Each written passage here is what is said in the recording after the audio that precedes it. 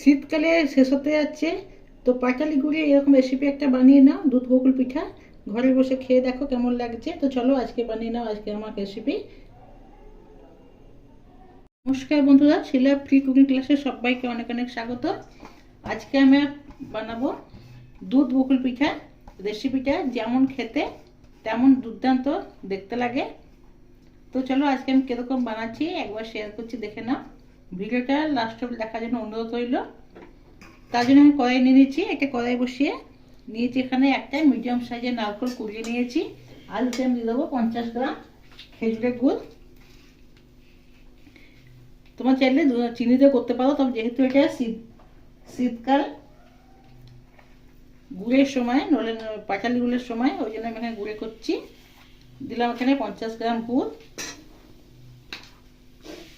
এবারে ভালো করে মাখিয়ে নেব।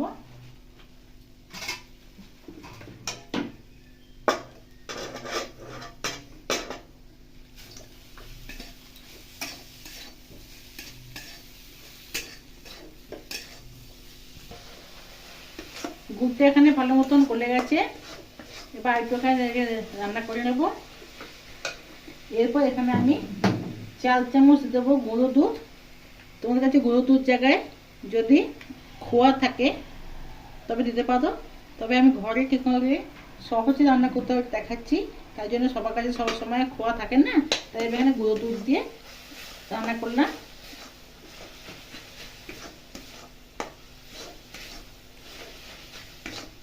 দুধটা ভালো করে মিশিয়ে নেবো।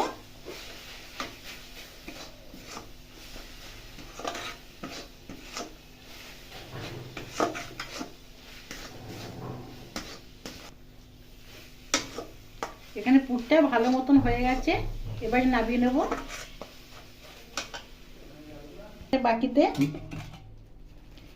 এবার একটা বাটিতে আমি 4 চামচ দিয়ে দিচ্ছি ময়দা।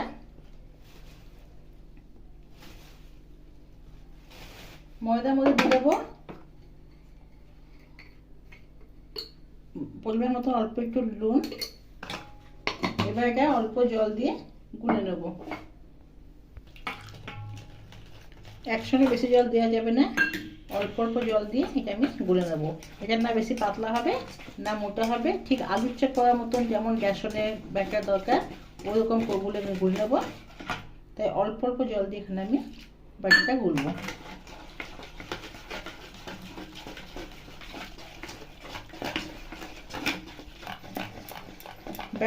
ব্যাটার তৈরি। এই ব্যাটারে এরকম রেখেছি থিকনেসটা, দেখে না।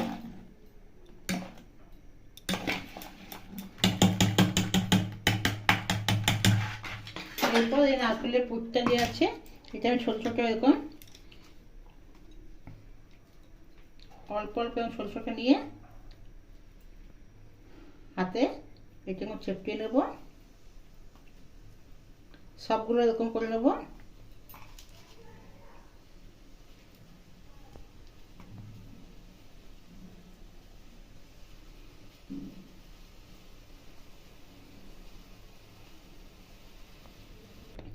পিঠেগুলো সব বানিয়ে নিয়েছি। এবার এর মধ্যে একটা একটা দেবো, ময়দার মধ্যে এগুলো একটা একটা দেবো। এদিকে সাদা তেল বসিয়ে দিয়েছি, তেল গরম হয়ে গেছে। এবার একটা একটা করে দিয়ে সবগুলো ভেজে নেব।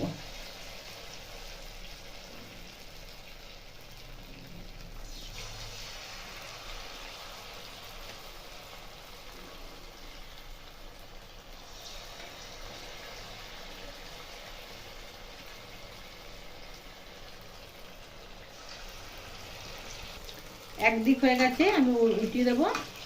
এবং উল্টিয়ে পাল্টিয়ে লাল করে ভেজে নেব।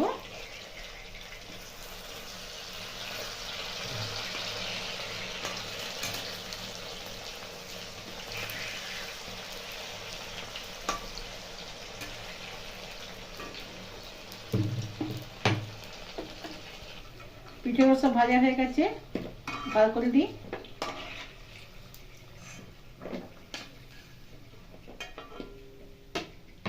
বাকি পিঠাগুলো ভেজে নেব।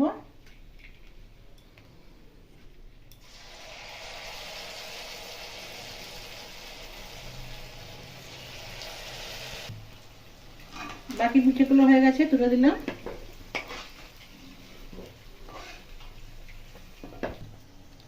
এবার হাফ লিটার দুধ নিয়ে নিলাম, দুধটা ফুটিয়ে নেব।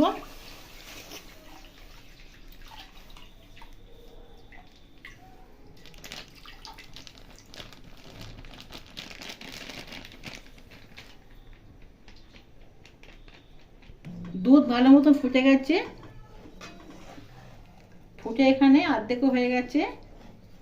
আমি হাফ লিটার দুধ দিয়েছিলাম, এখানে 300 গ্রাম দুধ হয়ে গেছে। 200 গ্রাম দুধ এখানে টেনে গেছে, ভালো মতন মোটা হয়ে গেছে। আর একটু ভালো ক্ষীর বানানোর জন্য আমি এতে গুঁড়ো দুধ 4 চামচ দিয়ে দিলাম।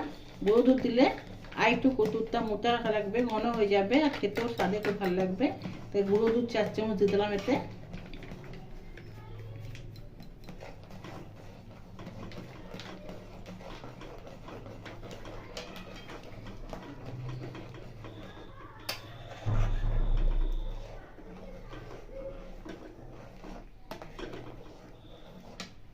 ভালো করে দুধটা ঘন হয়ে গেছে। এরপর এতে আমি পাটালি গুড় দিয়ে দেবো। এখানে আমি 100 গ্রাম পাটালি গুড় দিলাম।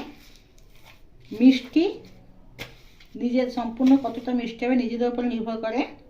কেউ বেশি মিষ্টি পছন্দ করে, কেউ আবার কম মিষ্টি পছন্দ করে। তবে এখানে আমি 100 গ্রাম দুধ দিলাম, গুড় দিয়েছি। ওটা অনেকটাই হয়ে যাবে। ওদিকে নারকেলে দিয়েছিলাম 50 গ্রাম। গুঁড়ো দুধের জন্য একটু মিষ্টিও থাকবে, ওই জন্য এই দুধটা যথেষ্ট।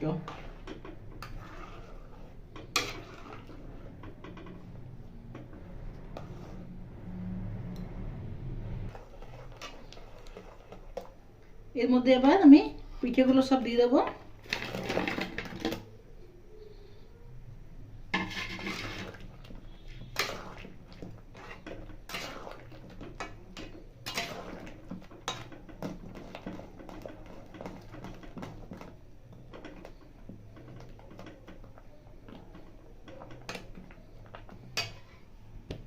এখানে পিঠেগুলো দেওয়ার পরে আমি 2 মিনিট স্লো ফ্লেমে ফুটিয়ে নিলাম। ফুটিয়ে নিলে পিঠাগুলো নরম হয়ে যাবে। এই দুধ বকুল পিঠাটা ঘরে অবশ্যই একবার বানাবে, বানিয়ে দেখবে। যে দেখতে যেমন স্বাদিষ্ট, খেতেও দুর্দান্ত লাগে। এবার আমি একটা প্লেটে আমি সার্ভ করে নেব। তৈরি হয়ে গেলে এখানে দুধ বকুল পিঠা। রেসিপিটা কেমন লাগলো অবশ্যই কমেন্টে জানাবে, ভালো লাগলে লাইক করবে। আর নিত্য নতুন রেসিপি আপডেট পাওয়ার জন্য আমার চ্যানেলটিকে সাবস্ক্রাইব করে দেবে। ভালো থাকবে, সুস্থ থাকবে। আবার কয়েক নতুন রেসিপির সঙ্গে দেখা হবে। ধন্যবাদ।